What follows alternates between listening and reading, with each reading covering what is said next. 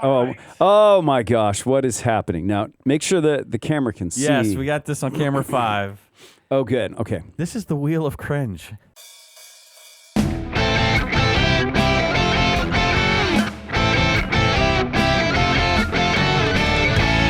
Yeah! Welcome to the show. Thank you for joining us. My name is Matthew Porter. That is Mr. Jeremy Birdsall. Hello there. Hello. You know, we normally take care of business with our sponsors at the end of the show. I thought maybe we'll just knock that out on the front end today. How exciting for us. I would like to thank our new sponsor, Smith Brand Thesaurus. That's Smith Brand Thesaurus, the trusted, established, dependable, and reliable way to sound more precocious, perceptive, perspicacious, and erudite. Smith Brand.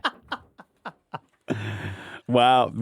Yeah. Thank you for blessing us. That absolutely. That. And of course, thank you to KeyLife, 𝗦𝗵𝘃𝐿ife.org for making this possible. We just recorded a new episode of Steve Brown, etc., which, if you're not familiar, is a nationally syndicated talk radio show produced by Mr. Birdsall and talked about forgiveness. And that was very good. It was deep. We all need very to think relatable. about that stuff. Yeah. Heavy.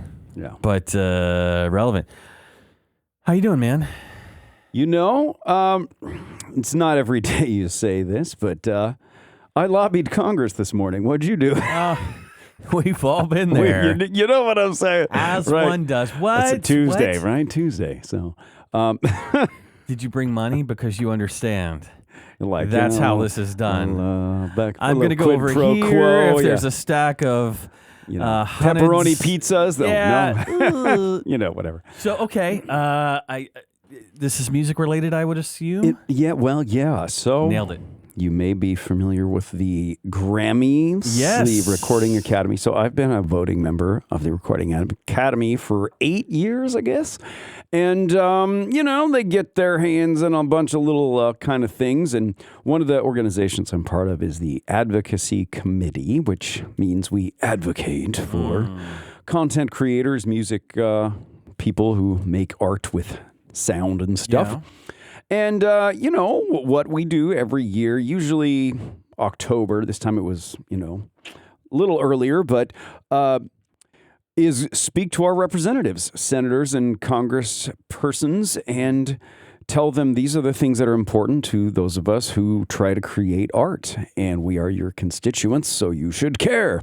And, it's been a range of topics that we've kind of spoken about from, the tax write-offs, kind of like the film incentives that different states have done. We talked about that kind of thing, but the one that's been the most important thing for me and the Recording Academy for the last 3 years has been AI and how generative AI, without being a huge bummer, is, an existential threat to anyone who makes a living talking or looking pretty or saying words or writing words or performing notes or acting or whatever.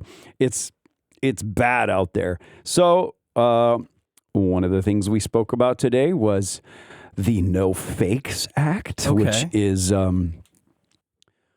that you have the right of publicity, which is to say you own your intellectual property, which obviously sounds like, well, I wrote a book, I own that, or I wrote a song. Yeah, no. You also have the right to your likeness, your face, your voice, your whatever, how you carry yourself. That's you. Feels like a given. That feels like one of those, we consider these to be self-evident. Yeah, thank you. But apparently not. That is why I feel it's an existential thing. And it seems like tinfoil hat wearing extreme kind of, oh my gosh, this guy's crazy. No, it's not. Like you said, life, liberty, pursue the happiness. It is like that. If I, take a picture of you and then I create an ad and say, Matthew Porter supports this. You should go buy this thing.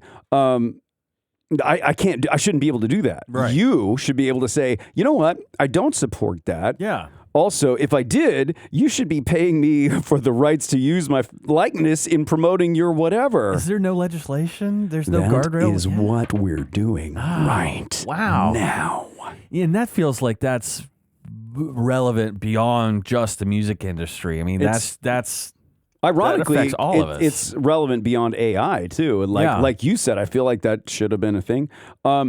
Yeah, right. And you know, I guess you could say, you know, anyone can file a cease and desist against anybody for like, hey, that's, you know, you stole my thing, give them that back. Sure, that's been around for a long time.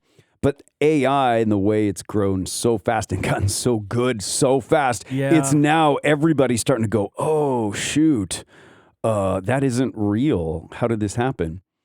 So, yeah, that's what this is it's literally to say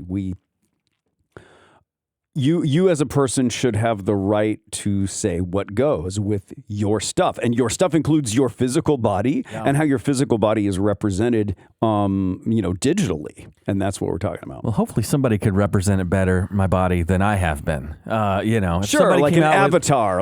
Somebody came out with like a really cut AI Matthew. You're like, you know what? Let's go with that guy. Yeah, right. Oh my God. I've done a very poor job with representing my body thus far in the real world. Let's lean into AI.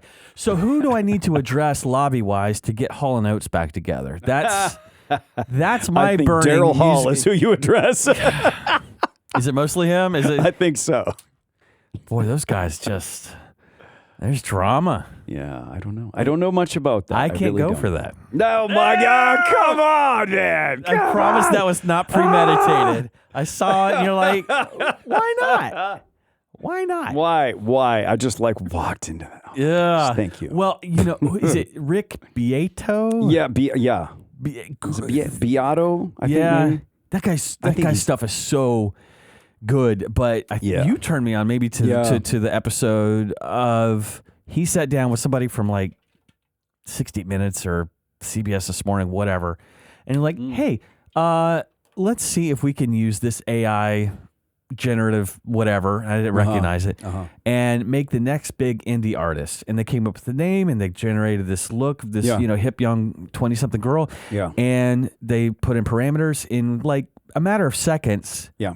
It's not only a song with music, there's also lyrics, sung lyrics. Yep. It was pretty good. Yep. It really was like on a Taylor Swift level of hookiness. Yep. And the lyrics were there and you're like, uh-oh. Yeah. Oh no.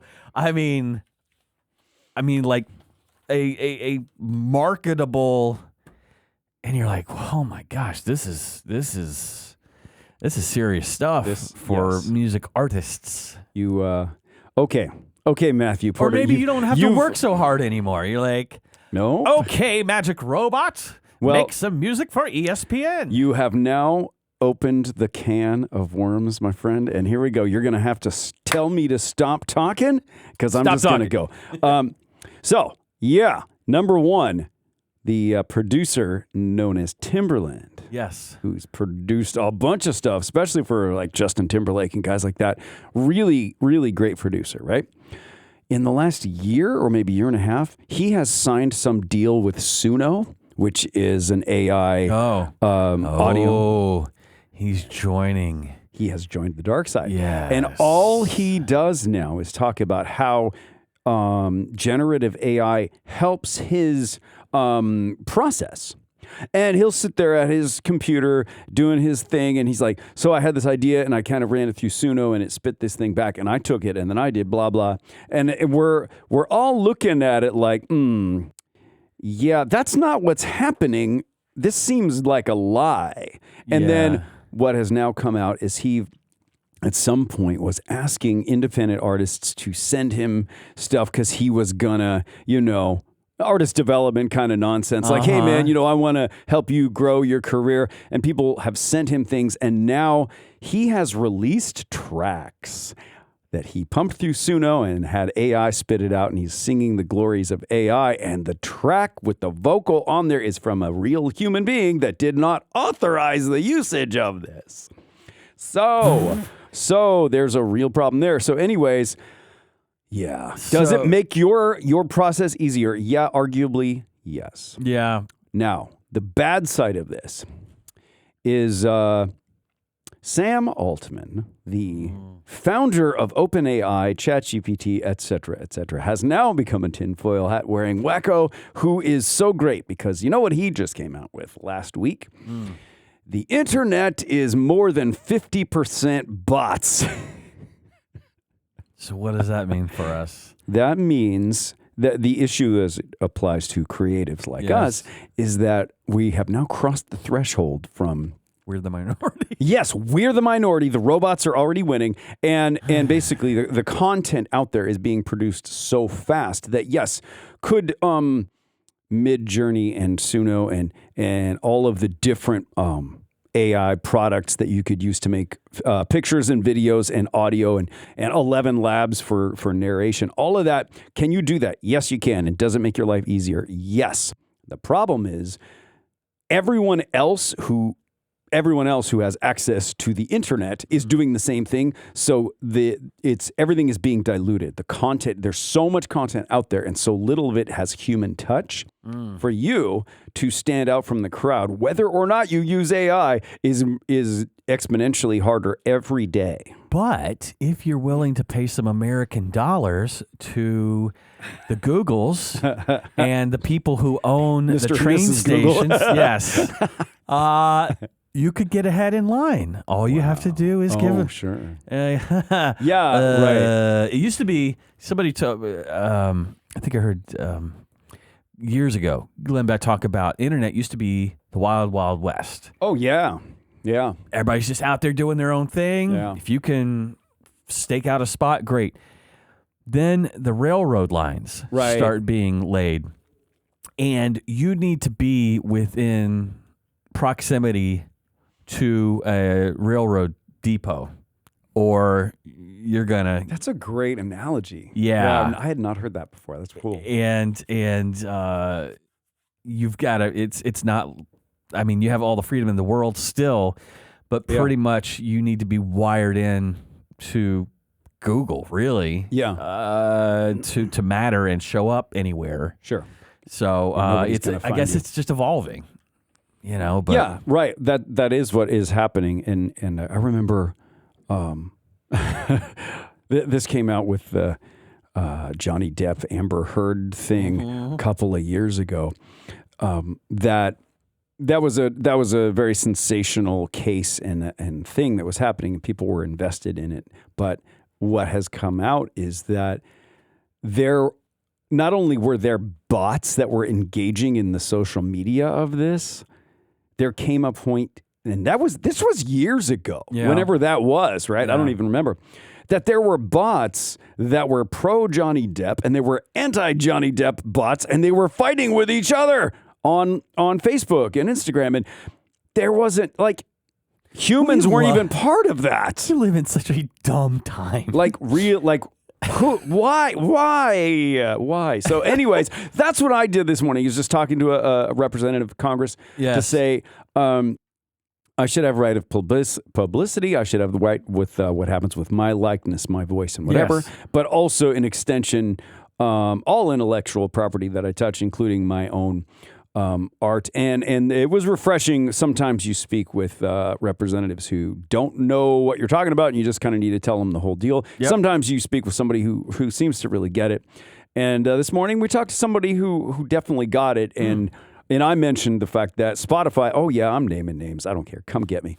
Spotify last week changed their terms to where they literally say if you upload something on our platform, you are giving us the right to train our generative AI on it and do with as we please. And take it or leave it. It is what it is. You use our platform. This is what it be now.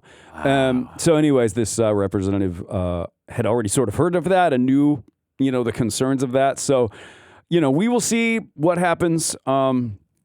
That's it's become a thing that is important to me as it feels, like an end of an era or the beginning of a new one or something. Yeah, it's a brave new, scary, terrifying world. Well, I have something. Oh, good.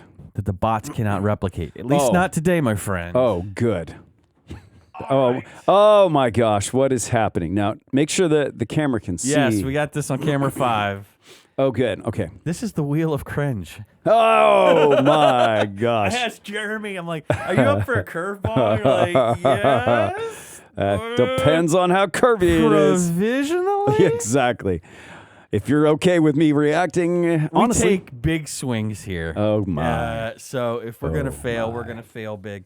So we have numbers 1 through 14 here.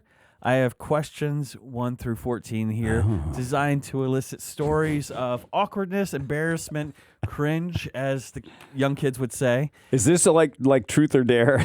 Yeah, kind of. Awesome. So this might work, or we might have laughter and fun, ironically. And wow. Let's give it a go. I'll go first.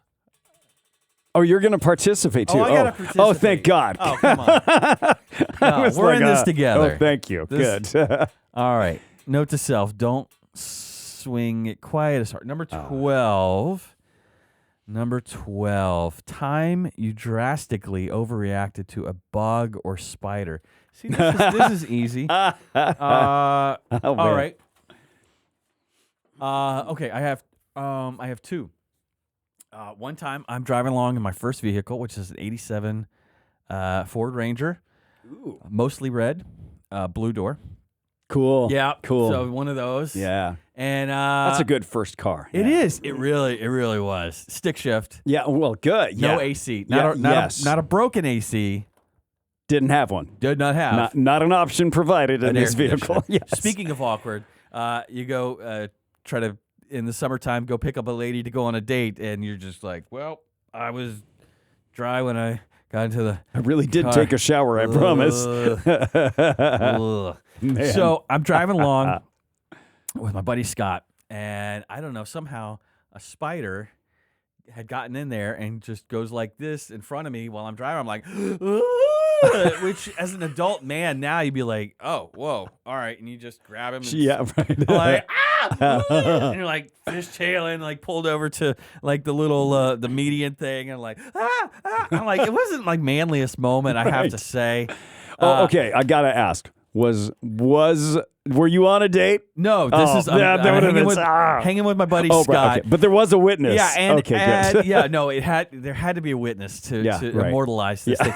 He doesn't know what's going on, by the way. I don't go, oh my, a spider. I just start flipping out, and like, and now it would not be anything. And this is probably just the years of experience kicking it. But I'd be like, whatever, squish. Yeah. Another time, I'm on my way, a different vehicle.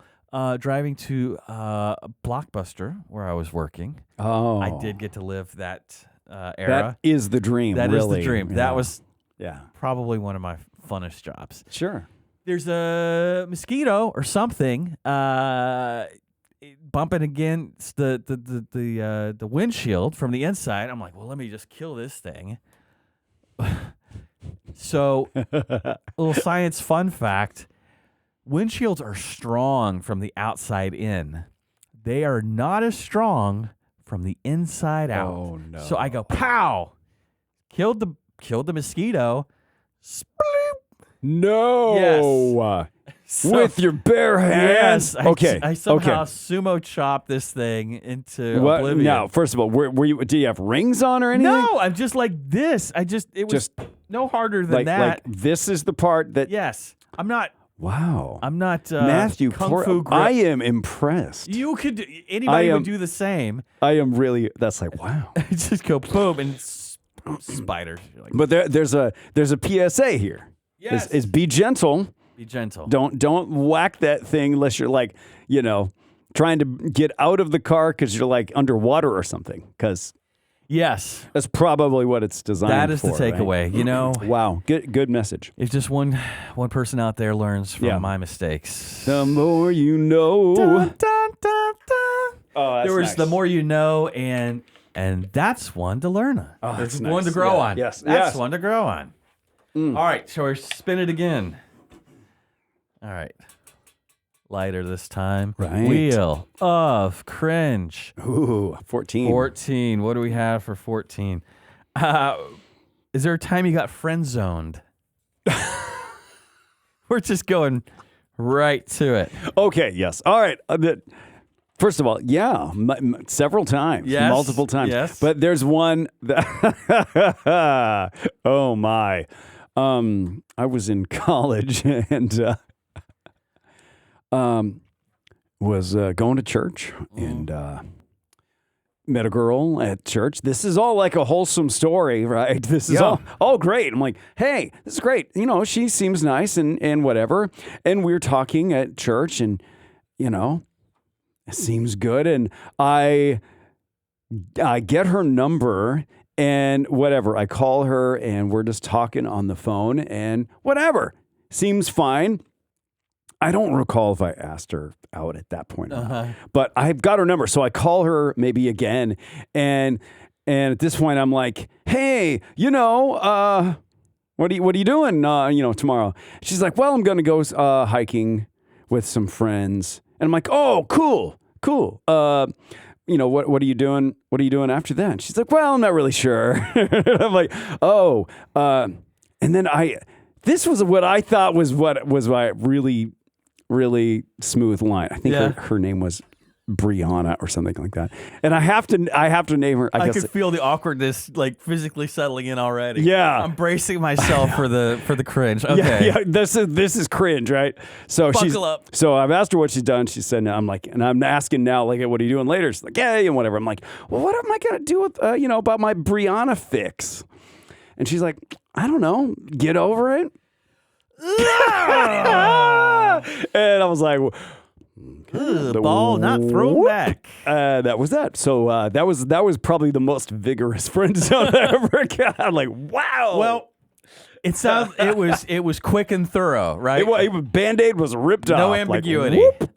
Understood. Got it. Yeah. All right, I'll throw one in here. Okay. All right, so 6th grade dance. We're at the early awkward stages of, you know, girls aren't, you know, icky. And by the way, the only time I've been an early adopter was the girls don't have cooties. I'm like, fellas, I know we're only in 5th grade here. I think we've been buffaloed here. Right. Yeah. Right. I think this is a big ruse.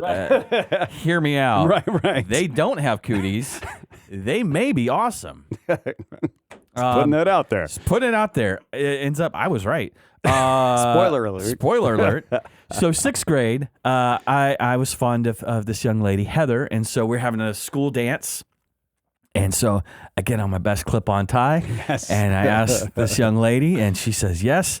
So we go to the dance, and there's probably no more hot and humid than a cafeteria packed with sweaty middle schoolers at a dance. Yeah. And so we get there, and you know, this is you're still in the lab of relationships, right? Yeah. You're just bumping into stuff.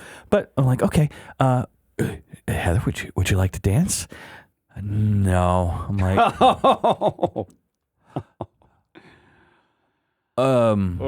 okay. Okay.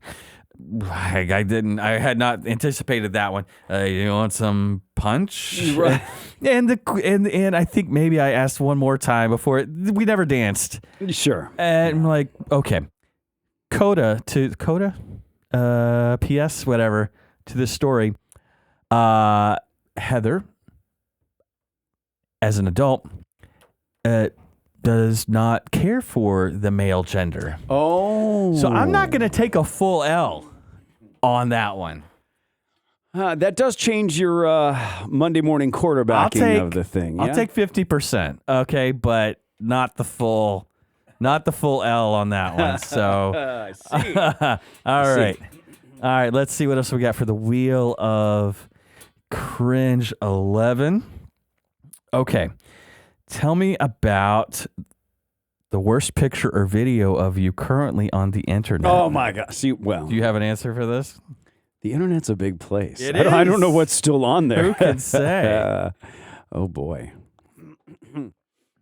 No, I don't know for sure. Yeah, I've got a lot. You got a hunch? No, I don't. I'm sorry. I've got a lot of content out there, and I would say at least half of it's pretty cringe. My wife does a good job of sort of curating what's worth going out. See, and what, you know. See, that's a good spouse. Is like, Yeah. not every picture is, Yeah, not everybody needs to see the entire experience. Yeah. Just something representative of what it was. Yeah, I don't blindly post pictures. You kind of go through it and there's one like somebody like, all right, I wouldn't want that equivalent picture of myself. Not that I need to tell anyone, and most people would find this if you find me on my socials. I kind of go like this. My eyes are naturally more closed than open. So in general, if you get a picture of me, the odds are probably 2 in 3 chance that I'm going to look like my eyes are closed. That's my look. Yeah, I'm squinting out to the mid distance. But it's really just that's just how my eyes are. So I have to like consciously be like, yeah. Those look weird too. Yeah. So not better, just different. No, exactly. Still bad, just a different flavor. Different cringe. Yeah. Yeah. Nice. Try to think. Well, not photo, but I did a industrial video years ago. With 9 Inch Nails. With 9 Inch Nails. It's like a hoe, black as your soul. All right, no, that's Dylan. That's different. Right. No, this is some internet. This is in my freelance writing days. Yeah. Which covered a lot of ground, a lot of clients. So there's some tech internet commerce company based in Miami, and they're going to do like a trade show thing, and they want a video that explains their service, their unique value proposition. Yeah. So they wanted to do it where they've got a comedian on a stage and he's kind of doing jokes that relate to the industry. Sure. And if you're at an industry event, they would get it. It's not for broad audience. Sure. So I wrote that and sent it off, and they're like, that's great. And they're like, well, actually, the talent we had slated for this couldn't make it. Are you available to come to Miami in like 2 days and be the performer on this you thing? had to be the comedian guy? Yeah, and I'm like, oh my gosh. Yeah, we're still getting paid, right? Yeah, I'm like, exactly right. I'm like, bro, I will. It gets worse. So I get there, I drive to Miami, stay there that night, get up early the next morning, and they're like, so we were going to rent like a little comedy club, and it's you there on stage. Yeah. That didn't work out. So what if we have you at a desk delivering these lines to the camera?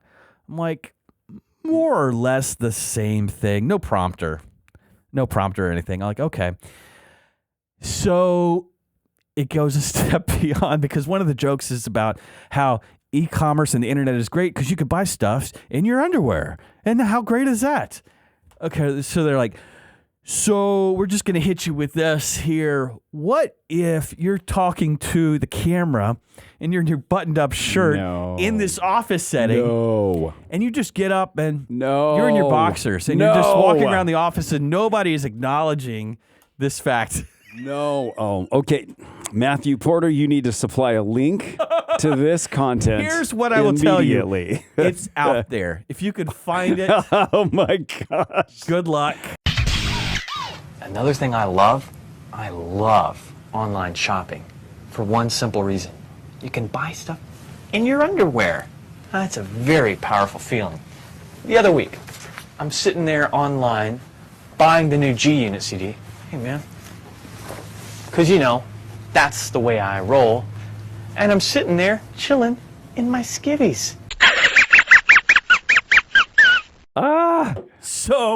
This is like great.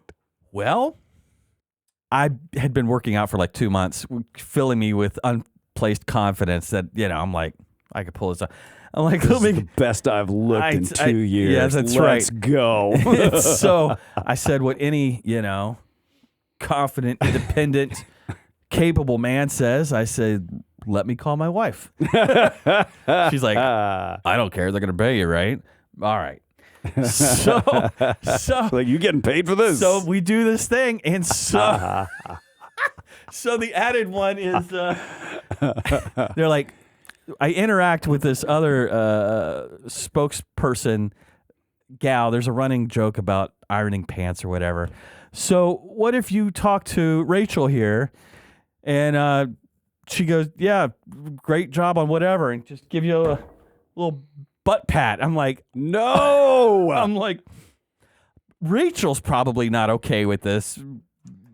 My wife gave us the okay. Yeah, let's just, like, we've gone this far.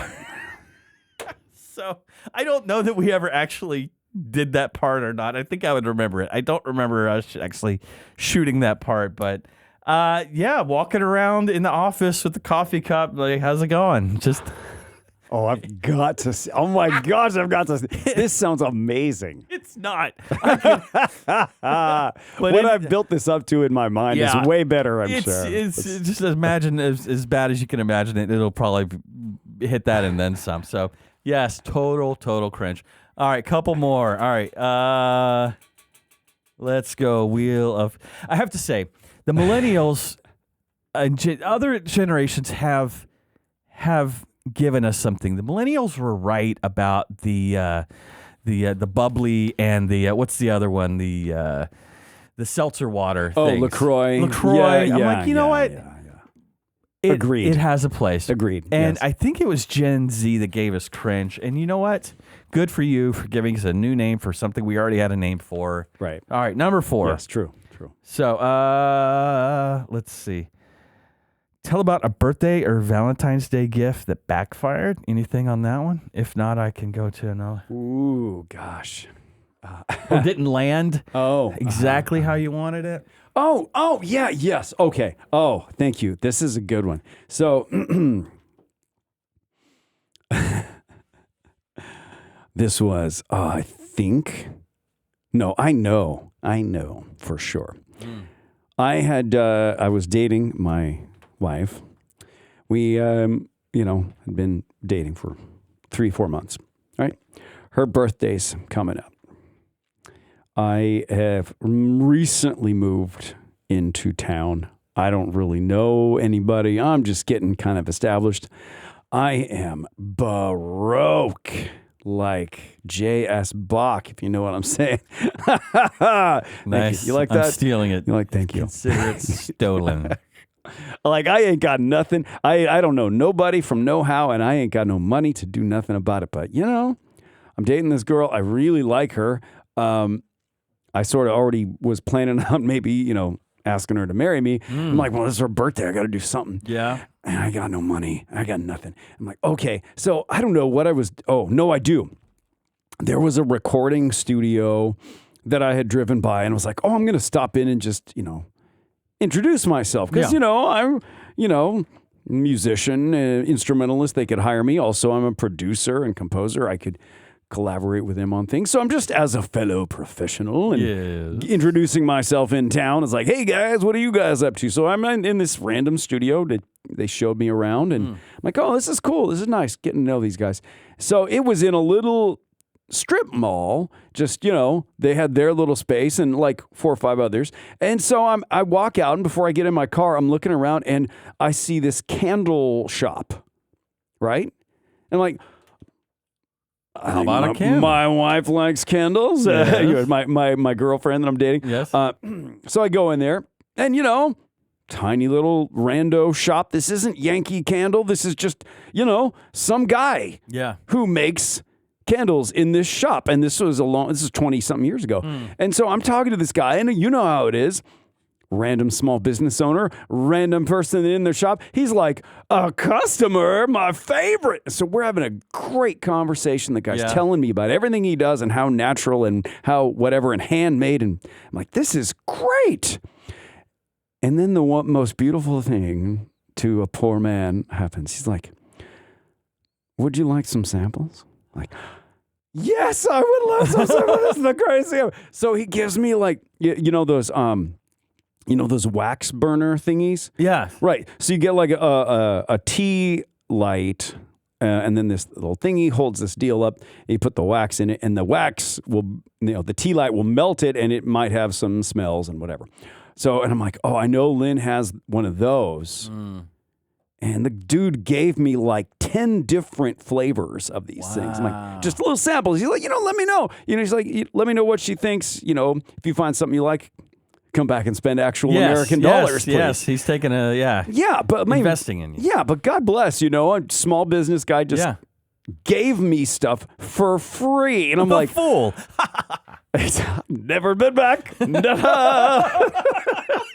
Gotcha, sucker. Zing. He's been out of business for 12 years. Sorry. Anyways, so I'm like so thrilled. I'm like, problem solved. Great. So I go home, I wrap it up and whatever, and I get a card and I give it to her. And she's like, oh no. Thank you. And yeah, I know. And I'm like, what? But I baby. So, and I'm not casting aspersions on my wife at all, but I was like, clearly I don't know what I'm doing at all. And I was like, well, this is convenient to me, is what I was doing. Doing the best you could. I was trying, yeah. All right. I have a story for this as well. And it actually is maybe the best gift I've ever given. But the problem didn't arise from the gift. So this is early married life. So it's too late now. I'm sorry. You can't. I mean, terrible present. You're sorry. in it now, yeah. You signed the dotted line.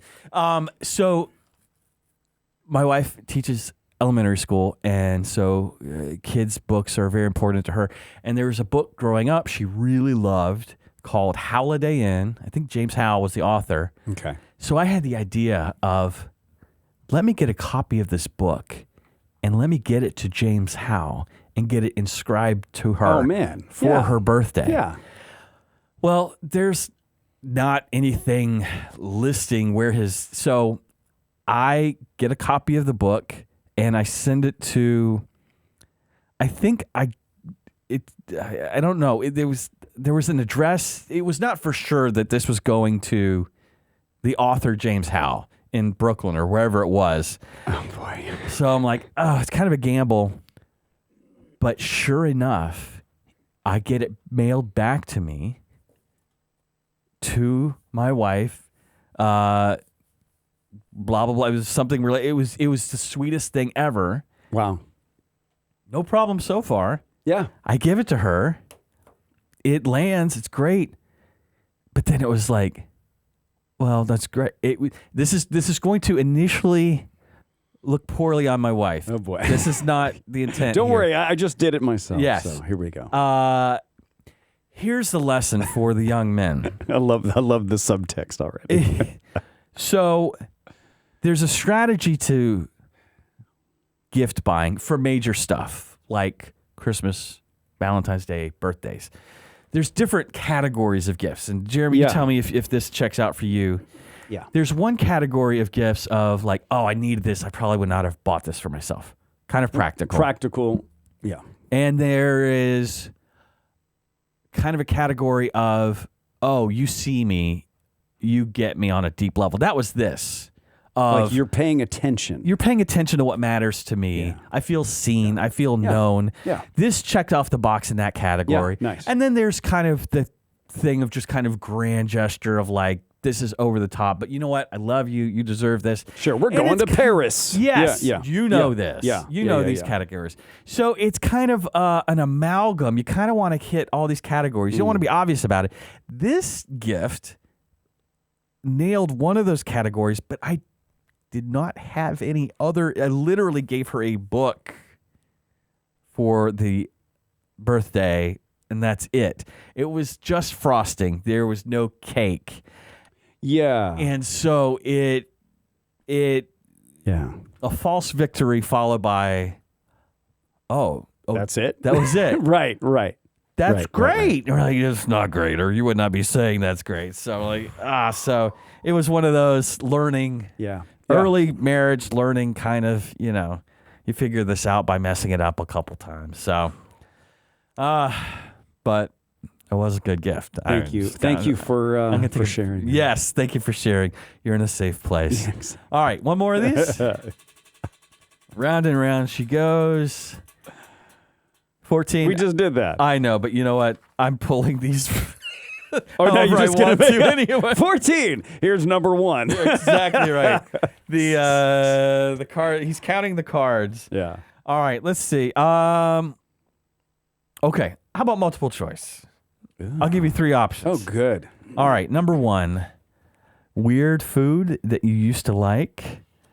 Number 2, time you thought you were texting your wife, but you were not, or you were texting her and other people. Or a time you misjudged the handshake hug thing. Which one grabs you?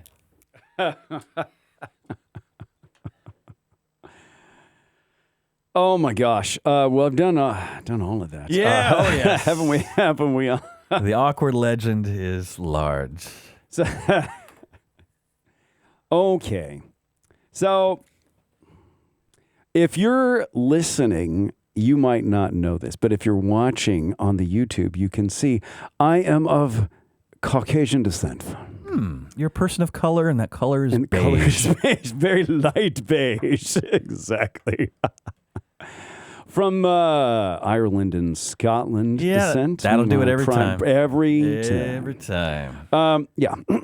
And I have a lot of friends of a slightly more melanated nature. I see where you're going, yes. Yep. And as you may or may not know, sometimes it's a fist bump. I could take the story from here. You're just gonna go. You already know what's I gonna have happen. the same story, yes. And it's because it's happened 1,000 times. Yes. And that's just in this summer. Yeah. Sometimes, yeah. You just you don't know whether it's going to be the fist bump or the handshake, or it's the handshake that flips into the other. The boop, boop. Yeah. We were never going to pause on the handshake. Yeah. Yep. Yeah. Or the one that's really, it's like the arm wrestle grab that becomes the one-armed man hug Boop. with the double tap. Yep. Yeah. Frequently that's been a thing, and I don't want to say any more on it. I am trying to be more aware of my surroundings. I had the exact same story. Okay, good. Jerry Perry's. Oh yeah. Who is a voice of Key Life, and I was offered the invitation, blew it, because it's the handshake, no pause, immediately pivot to this, yes. Pull in for the bro hug. And I'm the double just tap. as poorly as you could fumble something. Yeah. You're like, No. Yeah. All right, I'm just gonna go listen to the Carpenters and clap on 1 and 3. Little Pat Boone going on. Yep. Gonna shine eat up a my moon pie and an 𝗦𝗔ci 𝗂𝘁 and think about what I've done, which is nothing good. Blew the invitation. Gonna go listen to the Gaithers and That's shine it. up my white patent leather shoes. Go watch a little hee-haw. Hee-haw, yes. Oh man. Thank you for that. It's what you gonna do. Yeah. There was no white privilege in that moment. It was just pure awkward. Wow. Well, that's seems like an appropriately awkward way to end in the thing. Anything else do we need to cover off on before we wrap this baby up? I think that's it. I see our producer's ready to go. Love He it. thinks he can do it. Does he have the technology? We have Let's the do technology. it. Let's do it. See you next time. Thanks. Yep.